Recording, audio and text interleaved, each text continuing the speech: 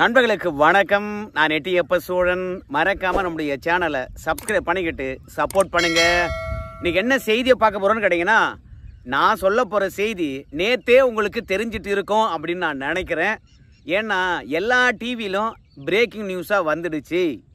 பன்னீர்செல்வத்தினுடைய காஞ்சிபுரம் மாவட்ட செயலாளர் ரஞ்சித்குமார் அவர்கள் எடப்பாடி பழனிசாமிக்கு வைத்த கோரிக்கையை நேத்தே ஒட்டுமொத்த ஊடகமும் அலசி விட்டது. ஆனால் அதை தாண்டி நாம் என்ன பேச போகிறோம் அப்படின்னு பார்க்கும் பொழுது, பாஜக பன்னீர்செல்வத்துக்கு வாய்ப்புகள் பல வழங்குச்சு. அந்த வாய்ப்புகள் என்ன, இப்போ அந்த வாய்ப்புகள் இருக்கா இல்லையா? எடப்பாடி பழனிசாமி பன்னீர் அணியினருக்கு வாய்ப்பு தந்தாரு, அந்த வாய்ப்பு இப்போ இருக்கா இல்லையா? நாங்கள் எல்லாம் போராடியாச்சு, தமிழ்நாடு பூரா போராடி எல்லாத்தையும் பார்த்தாச்சு, எல்லாத்தையும் சந்திச்சாச்சு. உங்கள் காலிலே நாங்கள் வந்து வீழ்ந்துறோங்க, சேர்த்துக்கோ. இல்லையா என்ன நடக்க போகுது அதையும் சொல்லிடுறேன். 2026 3 எழுத்து உள்ள கட்சி தான் ஆட்சி அமைக்கும். ஸோ ரஞ்சித்குமார் அவர்களை பொறுத்த வரைக்கும், எடப்பாடி பழனிசாமி அவர்களே, உங்கள் காலில் கூட நான் விழுகின்றேன், இல்லை நாங்கள் விழுகின்றோம், எங்களை சேர்த்துக்கொள்ளுங்க. எங்கே பேச வேண்டுமோ அங்கெல்லாம் பேசி முடிச்சிட்டோம், எதுவும் வேலைக்கு ஆகலை. எங்கெல்லாம் போய் மோத முடியுமோ அங்கெல்லாம் மோதிட்டோம். எங்கள் மண்டை உடைஞ்சது தான் மீதி. ஆனால் உங்கள் கதவுகள் திறக்கவே இல்லை. இப்போ நீங்கள் எங்களை சேர்த்துக்கிட்டாதான் எங்களுக்கு வாழ்க்கை, இல்லையா எங்கள் சோலி முடிஞ்சது அப்படின்னு சொன்னதும் இல்லாமல், நீங்கள் பன்னீர் அணியை சேர்க்கவில்லை என்றால் மீண்டும் 3 எழுத்து கொண்ட கட்சி மட்டும் வெற்றி பெறும் அப்படின்னு பன்னீர்செல்வத்தினுடைய மாவட்ட செயலாளர் அவர்கள் வாய் விட்டு கதறி இருக்கின்றார். தன்மானத்தை விட்டு காலில் விடுறேன் அப்படின்னு சொல்லியிருக்கின்றார். இந்த நிலை பன்னீர்செல்வம் அணியினருக்கு ஏன் வந்தது அப்படின்னு பார்க்கும் பொழுது, கொஞ்சம் பாஜக இடத்துல போனங்க. எடப்பாடி பழனிசாமியும் பன்னீர்செல்வமும் சண்டை போட்டாங்க. யாரா 1ஆம் நம்பர் அப்படின்ற போட்டியில்.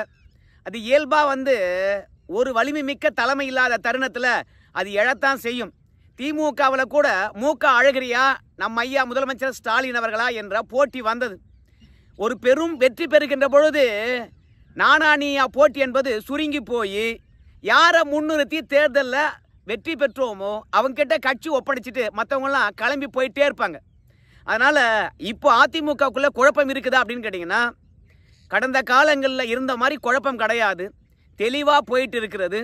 அதனால் பன்னீர்செல்வம் உள்ளே வரணுமா வரக்கூடாதா என்ற குழப்பம் கிடையாது. எடப்பாடி பழனிசாமியா பன்னீர்செல்வமா என்ற போட்டியும் அதிமுகக்குள்ளே இப்போ கிடையாது. அதனால்தான் பன்னீர்செல்வம் அணியினரை பொறுத்த வரைக்கும் காலில் கூட விழறேன் அப்படின்னு அரசியல் களத்தில் இவ்வளவு வெளிப்படையாக இதுவரைக்கும் யாரும் வேண்டுகோள் வைத்ததே கிடையாது அரசியல் வரலாற்றில். இன்னைக்கு பன்னீர் அணியினர் பார்த்தீங்கன்னா அப்படி வச்சிருக்காங்க. இதுக்கு என்ன காரணம் அப்படின்னு பார்க்கும்பொழுது, பாஜக தான். பழி போடுறியா அப்படின்னு கேட்டிங்கன்னா பழி போடலை. கல யதார்த்தத்தை பன்னீர்செல்வத்துக்கிட்ட பாஜகவினர் எடுத்து சொன்னாங்க. நீங்கள் அதிமுகவில் நேரடியாக இணைய முடியாது, காலம் கடந்து போய்விட்டது. அதனால் ஒன்று தனி கட்சி தொடங்குங்க, இல்லையா பாஜகவில் அப்பனும் மகனும் வந்து சேர்ந்துடுங்க. உங்களுடைய உயரம் என்ன என்பது பற்றி எங்களுக்கு தெரியும், உங்களுக்கு எப்படி மரியாதை செய்ய வேண்டும் என்பது பற்றியும் எங்களுக்கு தெரியும். அதனால் நீங்கள் பாஜகவில் இணைந்தீர்கள் என்றால் உங்களுக்கு உரிய மரியாதை பாஜகவில் கிடைக்கும். ஏன்னா தமிழ்நாட்டில் மட்டுமல்ல, இந்தியா முழுவதும் பிற கட்சியிலிருந்து வந்தவங்க பாஜகவில் இணைந்த பிறகு முதலமைச்சராக கூட ஆக்கியிருக்கிறோம். அதனால் பாஜகவை குறைத்து மதிப்பிடாதீங்க, விசுவாசம் மட்டும் இருந்தால் போதும் அப்படின்னு பாஜக பன்னீர்செல்வத்துக்கு எடுத்து சொன்னாங்க. ஆனால் பன்னீர்செல்வத்தை பொறுத்த வரைக்கும், நான் அதிமுகவில் தான் இணைவேன், எனக்கு ஏற்பாடு பண்ணி கொடுங்க, பாஜக கஷ்டமான நேரத்தில் இருக்கின்ற போதெல்லாம் கூட இருந்து நான் உங்களுக்கு உதவினேன், எங்களை கைவிட்டுறாதீங்க அப்படின்னு பன்னீர்செல்வம் அவர்கள் பாஜக கிட்ட மீண்டும் அதிமுகவில் நேரடியாக இணைகின்ற விஷயத்தை மட்டுமே தெரிவித்து கொண்டே இருக்கின்றார். ஆனால் அமித்ஷாவுடைய எண்ணமாக இருந்தாலும் சரி, பாஜகவுடைய எண்ணமெல்லாம் என்னன்னு கேட்டிங்கன்னா ஒன்றே ஒன்று தான், அதிமுகவை பலவீனப்படுத்தி விட்டோ, இல்லை அதிமுகவில் பிளவு இருக்குது அப்படின்னு காட்டிவிட்டோ, அதனுடன் கூட்டணி போட்டுக்கிட்டு ஊர் ஊராக போய் வாக்கு கேட்டோம் என்றால் ஒரு பையன் ஓட்டு போட மாட்டான். அதிமுகவில் பிளவு இருக்குதுன்னு வச்சுக்கோங்களேன், அது எப்படா ஜெயிக்கும் அப்படின்ற எண்ணம் வரும். அதனால் அதிமுகவுடைய உட்கட்சி விஷயம் என்று சொல்லிட்டு பன்னீர்செல்வத்துடைய விஷயத்தை கடந்து போறாங்க. பன்னீர்செல்வத்துக்கு எவ்வளவோ எடுத்து சொன்னாங்க, ஆனால் பன்னீர்செல்வம் கேட்கவே இல்லை. அதற்கு பிறகு பன்னீர்செல்வம் ஆச்சு, அதிமுக ஆச்சு, நீ எப்படின்னா போடா அப்படின்னு சொல்லிட்டு விட்டுட்டாங்க. ஏன்னா தேர்தல் நெருக்கத்தில் அதிமுகக்குள்ளேயும் குழப்பம் இருக்கக்கூடாது, அதிமுகவிலையும் பிளவு இருக்கக்கூடாது. அதனால இந்த பிளவும் குழப்பமும் பாஜகவால் வந்துடக்கூடாது. அப்படி வந்தா திமுக வெற்றி பெற்றுவிடும். அதற்காக தான் பன்னீர்செல்வம் அவர்களை பொறுத்த வரைக்கும் 2 ஆண்டு காலம் தொடர்ச்சியாக பாஜக இடத்துல கோரிக்கை வைச்சாலும் பாஜக சொல்வது ஒன்னே ஒன்று தான். அதிமுகவை எடப்பாடி பழனிசாமி எங்கேயோ வழிநடத்தி சென்று விட்டார். நீங்க தொடக்கத்தில் இருக்கிறீங்க. எடப்பாடி பழனிசாமி 100 கிலோமீட்டர் தொலைவில் போயிட்டாரு. இப்போ அவரை போய் பிடிக்க முடியாது. வேணா டிடிவி தினகரன் மாதிரி ஒரு தனி கழகம் காணுங்க, இல்லை பாஜக வந்து சேருங்க. இப்போ நயினார் நாகேந்திரன் அவர்களை பொறுத்த வரைக்கும் எந்த தைரியத்தில் பாஜக வந்து சேர்ந்தாரு? அவருக்கு எப்போது பதவி கொடுக்க முடியுமோ, எப்போது கௌரவப்படுத்த முடியுமோ அப்போதெல்லாம் சிறப்பித்திருக்கின்றோம். ஆனால் நான் அதிமுகவில் தான் இருப்பேன்னா, இப்போ நயினார் நாகேந்திரன் அவர்கள் பாஜக இருக்கின்றாரு. ஜெயலலிதா பற்றி தவறாக பேசிட்டாரா, இல்லை எம்ஜிஆர் பற்றி தவறாக பேசிட்டாரா? இல்லையே.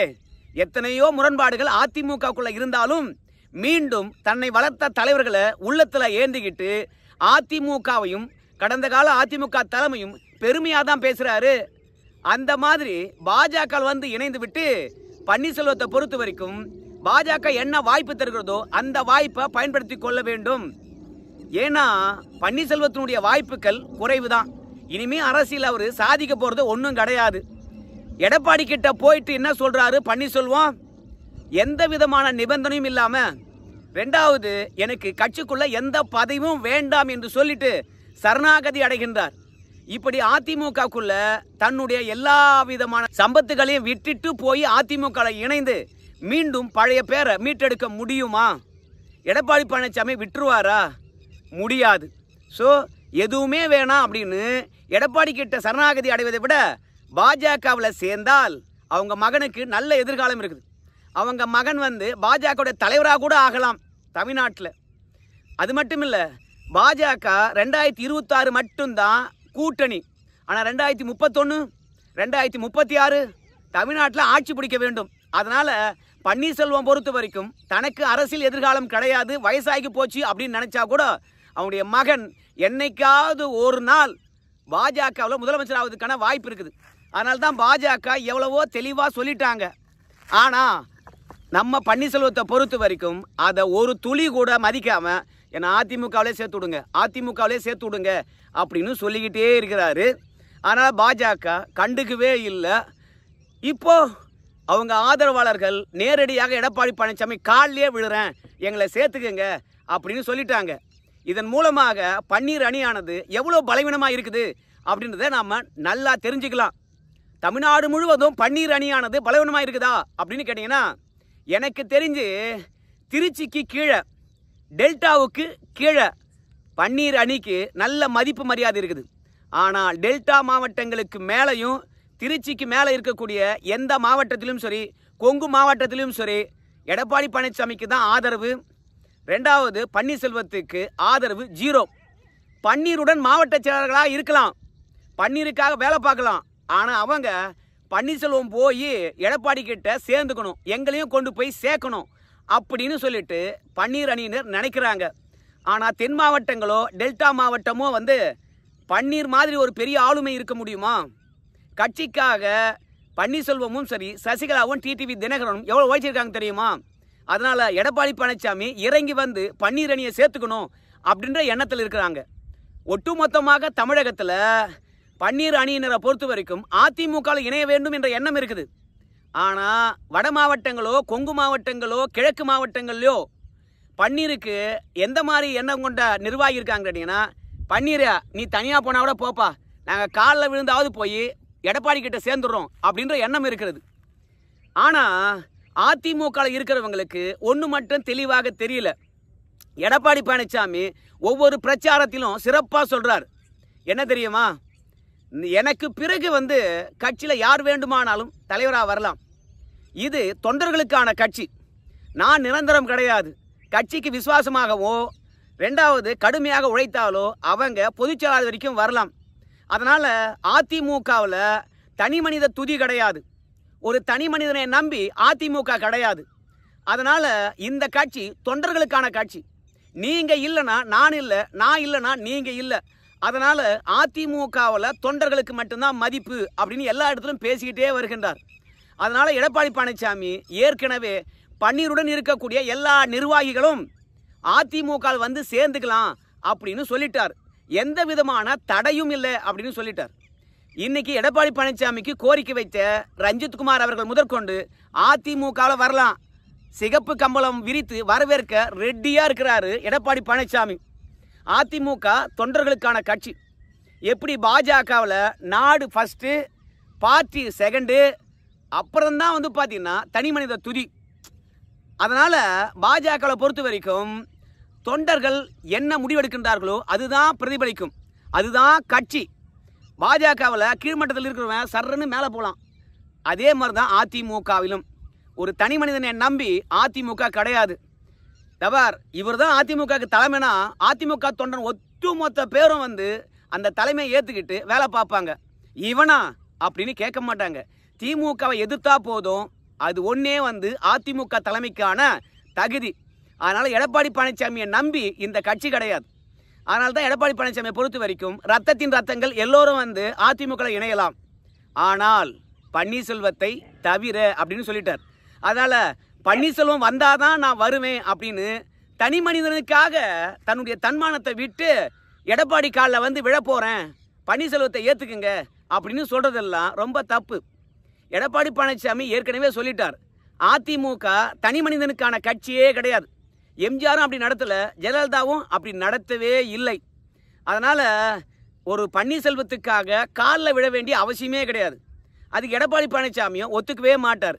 நீ அதிமுக வரணும்னா நாளைக்கு எடப்பாடி பழனிசாமியை சந்தித்து அதிமுக இணைச்சிக்கலாம், வேணான்னு சொல்லவே மாட்டார். ஆனால் நீங்கள் என்ன நினைக்கிறீங்க?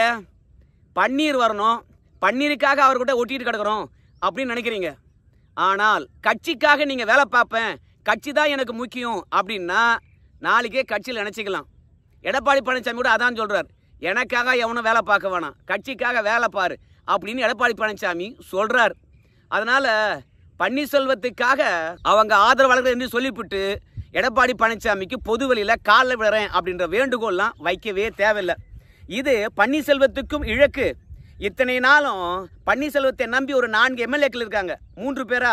ஆமாம், அவங்களுக்கும் இழுக்கு.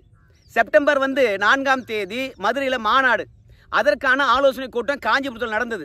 அந்த ஆலோசனை கூட்டத்தில் மனோஜ் பாண்டியன் அவர்களும் மற்றும் வைத்திலிங்கம் அவர்களும் பார்த்தீங்கன்னா, அதாவது குறிப்பாக பன்னீர்செல்வத்தினுடைய வலதுகரமாக இருக்கக்கூடிய போர்ப்படை தளபதியாக இருக்கக்கூடிய இவங்க அந்த ஆலோசனை கூட்டத்தில் கலந்துக்கிட்டாங்க.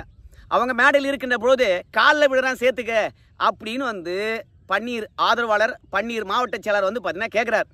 இவர் பேசி முடித்த உடனே எதிர்ப்பு தெரிவித்தார்கள் வைத்திலிங்கமும் மனோஜ் பாண்டியன் அவர்களும். உடனடியாக ரஞ்சித்குமார் அவர்களை பொறுத்த வரைக்கும் மைக்கை பிடிச்சி, இவ்வளோ நேரம் பேசினது என்னுடைய தனிப்பட்ட விருப்பம், இதில் எங்கள் கட்சியுடைய நிலைப்பாடு கிடையாது, எங்கள் தலைவருடைய நிலைப்பாடு கிடையாது. ஏன்னா நாங்கள் எல்லாவற்றையும் முயற்சி பண்ணி பார்த்தாச்சு, ஆனால் எதுவும் சக்ஸஸ்ஃபுல் ஆகலை. அதனால் மீண்டும் நாங்கள் தனி கட்சி தொடங்கி இன்னொருத்தருடன் கூட்டணி போட்டு வெற்றி பெறுமா என்பது நமக்கு தெரியல. அதனால் அதிமுக வந்துடும், சேர்த்துக்குங்க அப்படின்னு சொல்லியிருக்கிறாங்க. ஸோ ஒருவேளை எடப்பாடி பழனிசாமி பன்னீர்செல்வத்துடன் சேர்த்து நீங்கள் வந்துருங்க அப்படின்னு அழைப்பிடுக்க போகிறாரா, இல்லை அதிமுகவுடைய ரத்தத்தின் ரத்தங்கள் உங்களுக்கான கட்சி நீங்கள் வந்துடுங்க அப்படின்னு சொல்லிட்டு அவங்களுக்கான அழைப்பை வெளிப்படையாக பன்னீர்செல்வத்தை தவிர்த்து ஆதரவு கருத்தை நீட்ட போறாரு நமக்கு தெரியல. ஆனால் அரசியல் களத்தில் இப்படி பகிங்கரமாக காலில் விழுறேன் என்று அழைப்பு விடுத்ததோ இல்லை வேண்டுகோள் வைத்ததோ இதுதான் முதல் முறை. இந்த அளவுக்கு தன்மானத்தை விட தேவையில்லை. அதிமுக தொண்டர்களுக்கானது. எடப்பாடி பழனிசாமி எப்போதோ சொல்லிட்டார், நீங்கள் சேர்ந்துக்குங்க அப்படின்னு சொல்லிட்டு தனி மனிதனை விட்டுட்டு கட்சிக்காக சேர்ந்துருங்க அப்படின்றது தான் நம்முடைய எண்ணம். ஸோ பன்னீர்செல்வத்தை பொறுத்த வரைக்கும் அவர் கட்சியில் எப்படி இணைய வேண்டும் என்பதை அவர் முடிவு பண்ணிக்கிட்டோம். ஆனால் நீங்கள் கட்சிக்கு வரணும்னு நினச்சிங்கன்னா நீங்கள் வந்துடுங்க அப்படின்றத எடப்பாடி பழனிசாமி எண்ணம். எடப்பாடி பழனிசாமி நாளைக்கு என்ன பேச போகிறாரு அப்படின்ற விஷயத்தை பொறுத்து பார்க்கலாம். இவ்வளோ நேரம் பார்த்த நண்பர்களுக்கு நன்றிங்க.